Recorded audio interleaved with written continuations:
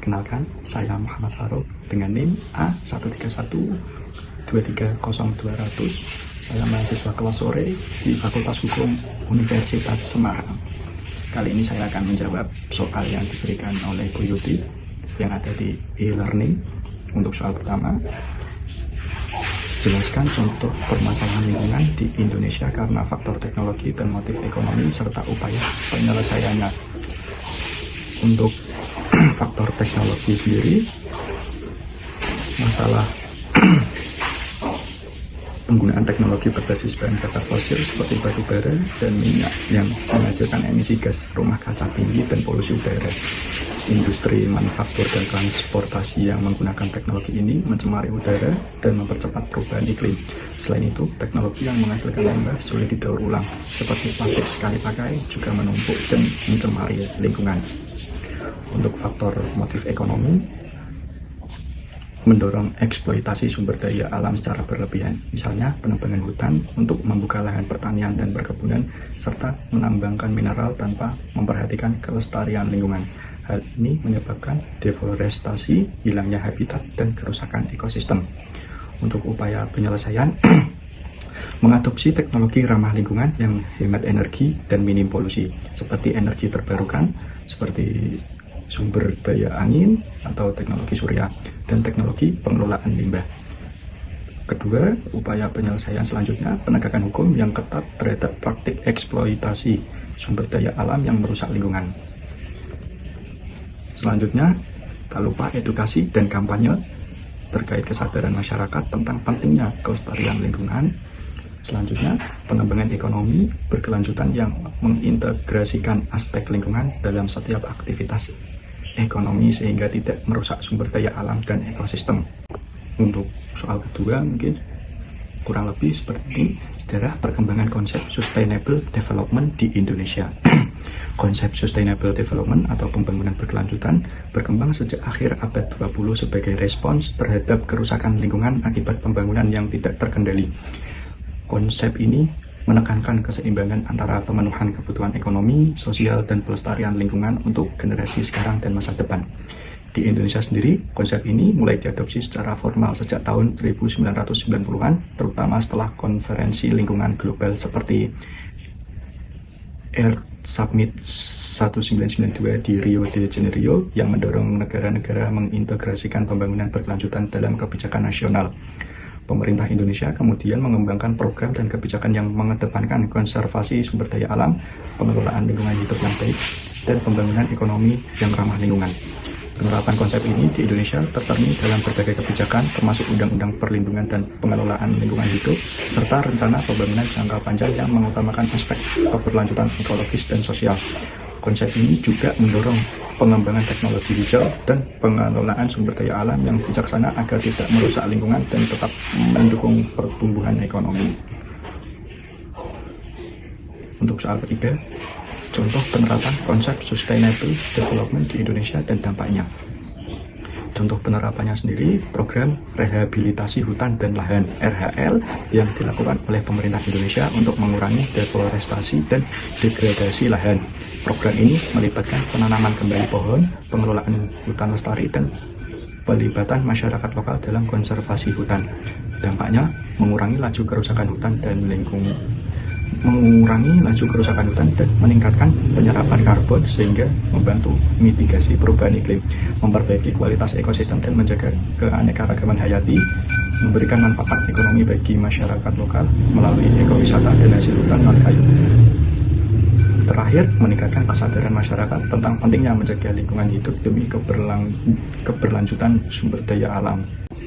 Analisis Undang-Undang Nomor 32 Tahun 2009 dan perubahannya dalam Undang-Undang Nomor 6 Tahun 2023 serta 3 pasal penting. Perlu diketahui, Undang-Undang Nomor 32 Tahun 2009 itu merupakan undang-undang tentang perlindungan dan pengelolaan lingkungan hidup. Merupakan payung hukum utama pengelolaan lingkungan hidup di Indonesia. UU ini mengatur tata cara perlindungan, pengelolaan, dan pemulihan lingkungan hidup secara terpadu. Pada tahun 2023, Undang-Undang Nomor 32 Tahun 2009 mengalami perubahan melalui Undang-Undang Nomor 6 Tahun 2023 yang merupakan pengesahan Perpu Cipta Kerja dengan tujuan menyederhanakan regulasi dan mendorong investasi sekaligus tetap menjaga aspek lingkungan. 3 aspek penting. Pertama, aspek administrasi, pasal yang mengatur tentang izin lingkungan, misalnya kewajiban pelaku usaha untuk memiliki dokumen analisis mengenai dampak lingkungan atau AMDAL sebelum memulai kegiatan usaha, serta kewajiban pelaporan dan pengawasan lingkungan. Kedua, aspek pidana, pasal yang mengatur sanksi pidana bagi pelanggaran lingkungan seperti pembuangan limbah berbahaya tanpa izin, pencemaran yang menyebabkan kerusakan lingkungan dengan ancaman denda dan atau pidana penjara. Ketiga, aspek terakhir yaitu aspek perdata, pasal yang mengatur kewajiban pelaku usaha atau pihak yang merusak lingkungan untuk melakukan pemulihan lingkungan dan mengganti kerugian yang timbul akibat kerusakan tersebut, termasuk tanggung jawab ganti rugi kepada masyarakat terdampak. Tugas kelima, saya akan menjelaskan sedikit kembali paper yang saya bikin kemarin. Untuk judulnya, analisa kasus pencemaran lingkungan yang disebabkan adanya kandang ayam dengan kapasitas besar di Desa Surodadi melalui instrumen AMDAL. Untuk rumusan masalah, pertama, dampak lingkungan apa yang ditimbulkan oleh keberadaan kandang ayam berkapasitas besar di Desa Surodadi. Kedua, bagaimana penerapan instrumen AMDAL dalam pengelolaan lingkungan di sekitar kandang ayam. Ketiga, apa saja kelemahan dan kekurangan dalam pelaksanaan AMDAL di lapangan.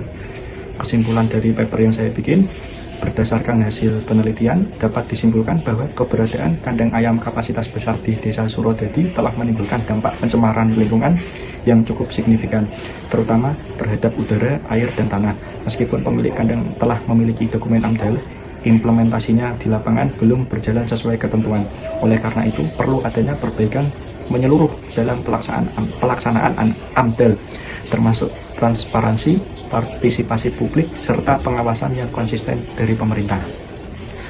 Uraian singkat kasus yang dilampirkan adalah tentang pencemaran lingkungan yang disebabkan oleh keberadaan kandang ayam kapasitas besar di Desa Surodadi, Kecamatan Sayung, Kabupaten Demak.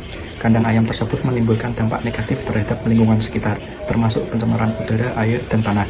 Masyarakat sekitar merasa terdampak langsung dari keberadaan kandang ayam tersebut, baik dari segi kesehatan maupun kualitas lingkungan hidup sehari-hari. Meskipun pemilik kandang telah memiliki dokumen AMDAL, pelaksanaan di lapangan masih belum optimal, sehingga perlu adanya perbaikan dalam pelaksanaan AMDAL dan pengawasan dari lingkungan. Untuk partisipasi saya sendiri dalam pembuatan paper adalah mencari jurnal yang berkaitan dengan masalah di Desa Surodadi, kemudian membuat kerangka dari paper itu sendiri. Yang lain tugasnya dibagi-bagi. Tugas ke-6 yang menjadi tugas penghujung malam ini yaitu deskripsikan secara jelas contoh konkret mengenai bentuk perwujudan dari asas perlindungan dan pengelolaan lingkungan hidup berupa asas kearifan lokal, asas partisipasif, dan asas otonomi daerah. Untuk asas kearifan lokal dalam perlindungan lingkungan dapat dilihat pada praktik masyarakat adat yang menjaga hutan dan sumber daya alam dengan cara tradisional. Asas partisipatif tercermin dalam keterlibatan masyarakat dalam pengambilan keputusan terkait proyek lingkungan, sedangkan asas otonomi daerah terlihat pada kebijakan lokal yang mengatur pengelolaan sumber daya alam sesuai kebutuhan dan karakteristik daerah tersebut. Asas kearifan lokal, praktik masyarakat adat seringkali memiliki pengetahuan dan praktik tradisional yang berkelanjutan dalam mengelola sumber daya alam.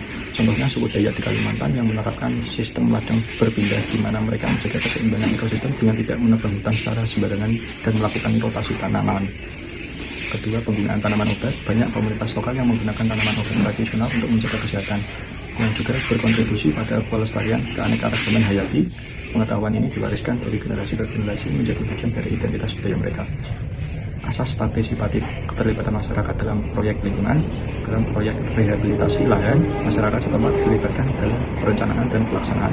Misalnya program penghijauan yang melibatkan warga untuk menanam pohon di area kritis, sehingga mereka merasa memiliki tanggung jawab terhadap keberhasilan proyek tersebut. Ketiga, asas otonomi daerah, kebijakan pengelolaan sumber daya alam. Pemerintah daerah memiliki wewenang untuk mengatur dan mengelola sumber daya alam sesuai dengan kebutuhan dan karakteristik daerah.